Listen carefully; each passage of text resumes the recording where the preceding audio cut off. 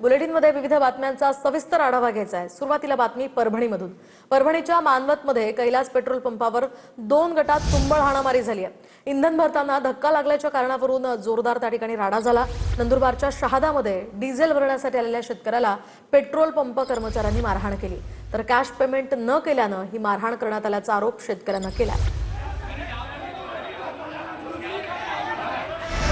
परभणीच्या मानवतमध्ये कैलास पेट्रोल पंपावर 2 गटात तुंबळ हाणामारी झाली। इंधन भरताना धक्का लागल्याच्या कारणावरून जोरदार राडा झाला। प्लास्टिक कॅन, लाकडी दांड्यानं एकमेकांना मारहाण करण्यात आली। मारहाण करणाऱ्या तिघांविरोधात गुन्हाही दाखल करण्यात आलाय।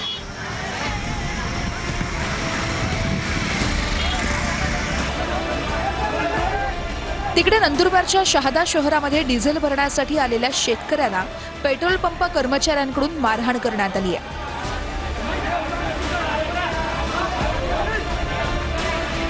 कॅश पेमेंट न केल्यानं ही मारहाण करण्यात आल्याचा आरोप शेतकऱ्यानं केलाय। शेतकऱ्याला मारहाण करतानाचा व्हिडिओ सोशल मीडियावर मोठ्या प्रमाणात व्हायरल झालाय। खरीप हंगामासाठी डिझेल घेण्यासाठी शेतकऱ्यांना भटकंती करावी लागतेय।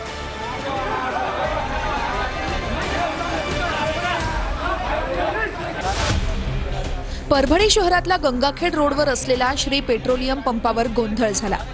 अँब्युलन्सला डिझेल न मिळाल्यानं हा गोंधळ झाल्याची माहिती आहे। डिझेल शिल्लक नसल्याचं सांगितल्यानंतरही अँब्युलन्स चालकानं डिझेल मागितल्याचं पेट्रोल पंप चालकांचं म्हणणं आहे। अखेर पोलिसांच्या मध्यस्थीनंतर दुसऱ्या पंपावरून अँब्युलन्सला डिझेल उपलब्ध करून देण्यात आलं।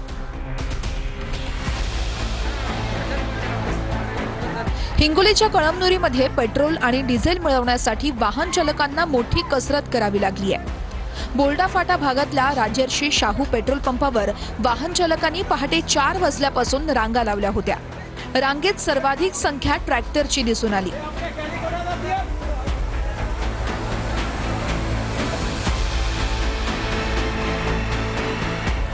जळगाव जिल्ह्यातल्या मुक्ताईनगरमध्ये डिझेलसाठी ट्रॅक्टरची रांग लागली।